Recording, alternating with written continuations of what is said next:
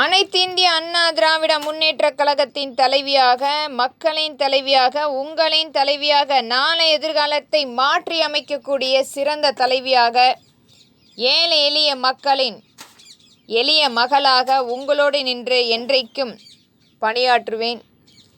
என்றைக்குமே ஏழை எளிய மக்களுக்காக உருவாக்கப்பட்டது அனைத்திந்திய அண்ணா திராவிட முன்னேற்றக் கழகம். இன்றைக்கும் நம் தமிழ் பற்றோடு நம்மளுடைய தமிழக பாரம்பரியத்தை பற்றி மிகப்பெரிய அளவில் நம்ம எழுச்சியாக பேசிக்கொண்டிருக்கிறோம், பெருமையாக பேசிக்கொண்டிருக்கிறோம். நம்மளுடைய வரலாற்று சான்றை நிலைநாட்டுவதற்காக நம்மளுடைய தமிழக தேசிய வண்ணக்கொடி கொண்டு வர வேண்டும், உருவாக்கப்பட வேண்டும்.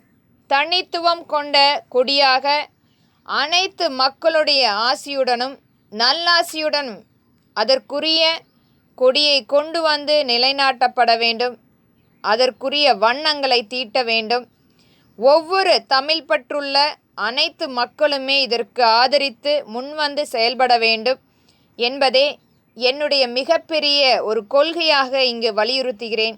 என்றைக்குமே தமிழகம் தமிழ் பற்று மேலோங்கி நிற்க வேண்டும். அடுத்தபடியாக அதை எடுத்து செல்ல வேண்டும் என்பதை திறன்பட வலியுறுத்துகிறேன். நன்றி.